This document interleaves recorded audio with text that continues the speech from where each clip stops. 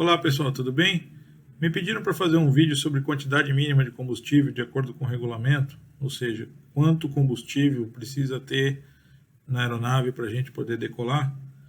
Esse vídeo combina um pouco com o outro vídeo que já tem no canal a respeito de reclearance ou redespacho.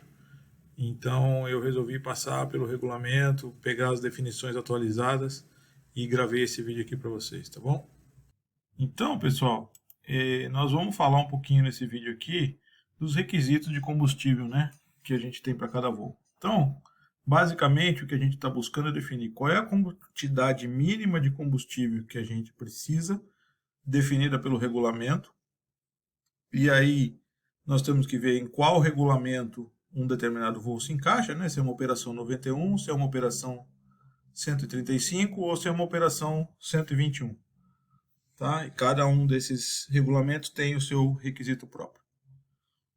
Antes de começar com as regras propriamente ditas, eu só queria deixar um disclaimer aqui que esse vídeo está baseado nas regras atuais, nas regras que estão nas revisões ou nas emendas atuais de cada regulamento, né? Então esses que estão na tela aí são os regulamentos que eu peguei quando eu fiz a pesquisa para fazer esse vídeo. Claro que a gente sempre tem que consultar as publicações atualizadas e se adequar na medida que essas publicações mudam, tá ok? Então vamos lá. Se a gente for fazer um voo VFR, e aí eu coloquei qual é o regulamento que rege para o 91 e para o 135, a quantidade de combustível mínima é a seguinte: o combustível para a gente ir de A para B, né, da origem até o destino. E se o voo for diurno, nós temos que ter uma reserva final de 30 minutos quando nós chegarmos no destino, ou se o voo for noturno, 45 minutos de reserva final.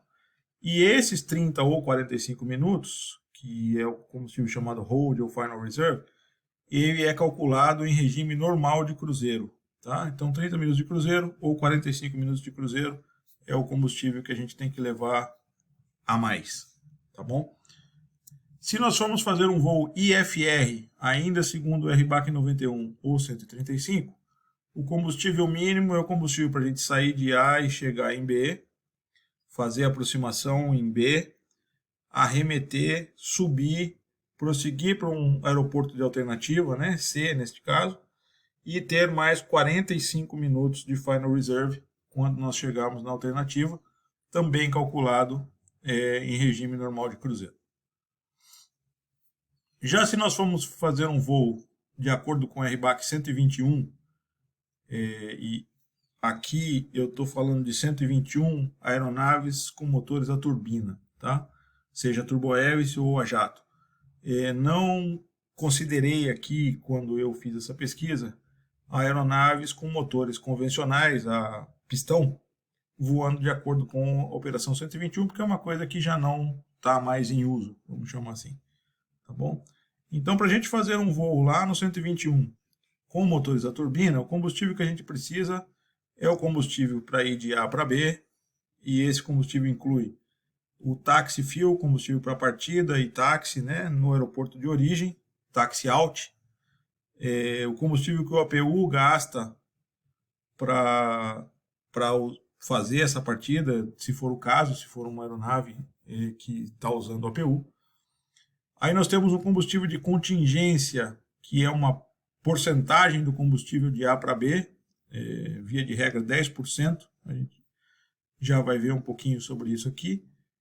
Depois o combustível para a gente alternar de B para C, né, prosseguir do destino até a alternativa. E esse combustível nunca pode ser menos do que 15 minutos de voo, mais 30 minutos de reserva final. Tá? Então, essa reserva final, ela não é mais regime de cruzeiro, ela sim é a 1.500 pés em regime de espera sobre o aeroporto de alternativa. Tá? Quanto ao combustível de contingência, via de regra é 10%, ele pode ser reduzido para 5% caso o operador tenha um programa de monitoramento de consumo de combustível. E falando rapidamente o que é isso, programa de monitoramento de consumo é o seguinte: o avião, conforme ele vai envelhecendo, ele começa a consumir um pouco a mais do que o previsto pelo manual, vamos dizer assim. Por uma série de razões, principalmente porque o arrasto da fuselagem começa a aumentar um pouquinho e os motores começam a ser um pouquinho menos eficientes do que um motor novo. Tá? Então, esse conjunto é conhecido como degradação, né? E isso vai aumentando devagarzinho ao longo da vida da aeronave. Existem métodos para as empresas monitorarem isso e calcularem e incluir esse fator de degradação no consumo de cada aeronave específica, de cada serial number, vamos chamar assim, tá bom? Então, se a empresa tem um programa para fazer esse monitoramento e, obviamente, faz esse monitoramento e aplica o consumo, né, essa diferença de consumo no planejamento dos voos, a porcentagem do combustível de contingência pode ser reduzida de 10% para 5% do combustível gasto para ir de A para B.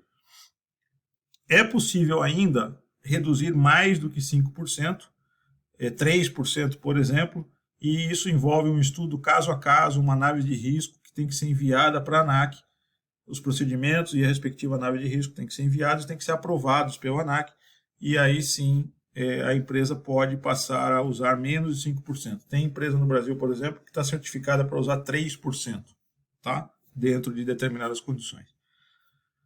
Então, a gente vê que o 121 é um pouquinho mais complexo e, via de regra, o combustível é esse. A para B, considerando a APU, o táxi e o combustível trip fuel, mais a contingência, que pode ser 10, 5 ou 3%.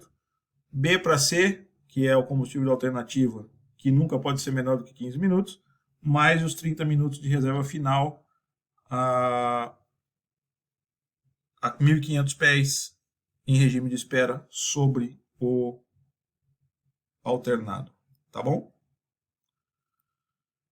Existe também a possibilidade de realizar um voo sem alternativa, tá? Ou seja, o 121 prevê que, sob determinadas condições, não é necessário listar uma alternativa no planejamento do voo. Quais são essas condições?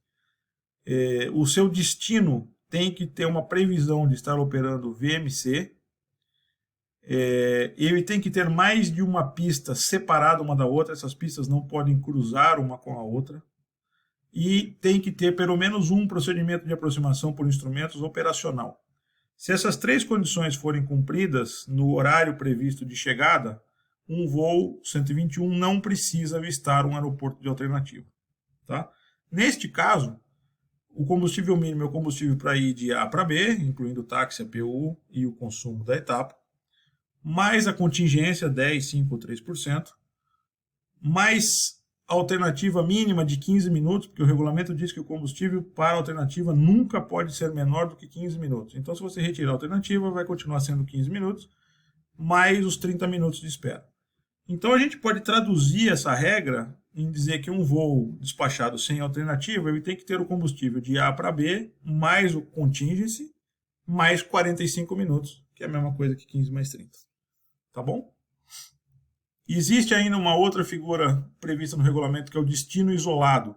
Destino isolado é você voar para um destino que existe só um aeroporto e não tem uma alternativa. O caso, por exemplo, seria de uma ilha muito distante, onde só tem um aeroporto e você não tem como alternar lugar nenhum. Tá?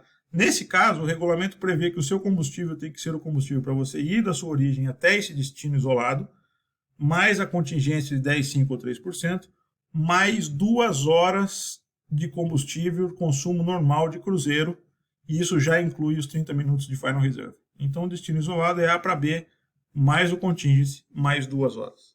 Tá bom? Existe ainda no regulamento a previsão de um combustível que ele chama de adicional. Combustível adicional é o seguinte, é um cálculo que precisa ser feito, que em um ponto da rota que ele chama de ponto crítico. E o que é o ponto crítico? É o ponto mais distante de algum lugar que você pode alternar. Em geral, esse ponto ele já está perto do final do teu voo, porque o combustível que você tem a bordo já é uma quantidade menor. Você nesse ponto crítico você tem uma falha de motor ou uma despressurização, desce para 10 mil pés, e aí você tem que prosseguir para um aeroporto de alternativa em rota, chegar nesse aeroporto, fazer uma aproximação e pousar, e tem que ter uma sobra de pelo menos 15 minutos em velocidade de espera a 1.500 pés.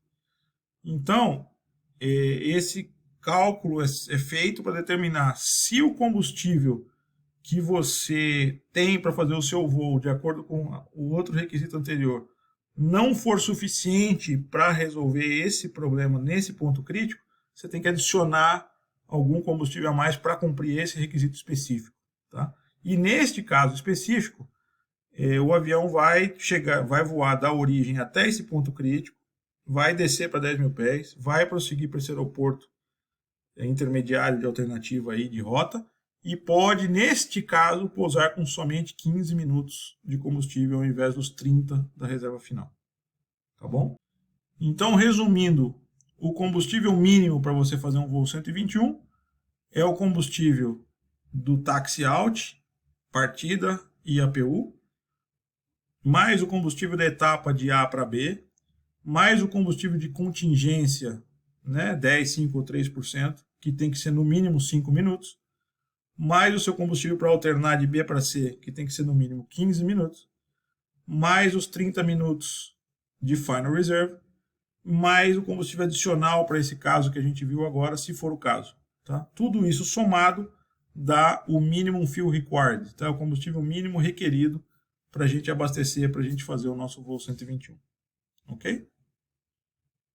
Além disso que a gente viu até agora, eu queria falar só mais uma coisa para vocês, que é quando você precisa declarar Minimum Fuel e Emergency Fuel. E esse Minimum Fuel aqui não é o Minimum Fuel Required, não é o Minimum Fuel que a gente acabou de ver aqui para abastecer. É uma situação onde você, em voo, por algum motivo, você só tem uma opção de pouso, você só tem um aeródromo onde você pode pousar. E na situação em que você está, você não pode aceitar nenhum outro atraso, nenhuma espera, porque isso vai levar a aeronave a pousar com menos do que a reserva final, né, que seria o caso dos 30 minutos. Então, se você se ver numa situação que, se você tiver mais algum atraso, você vai entrar na reserva final, você deve declarar para o controle de tráfego aéreo combustível mínimo ou minimum fuel. Tá? Quando você faz isso, o órgão de controle deve te informar se tem algum atraso previsto ou não para o seu pouso. Essa situação não é uma situação de emergência e não te garante a prioridade para aproximação e pouso. E eu diria que não é uma situação de emergência ainda, tá? Ou seja, digamos que você esteja numa situação que você está, digamos, você tem 50 minutos de autonomia e você está a 20 minutos do pouso nesse único aeroporto onde você pode pousar.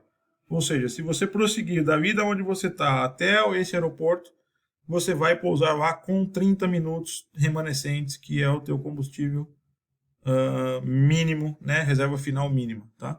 Então, quando você está nessa situação de 50 minutos, você vai declarar minimum fuel, tá? Já se por algum motivo você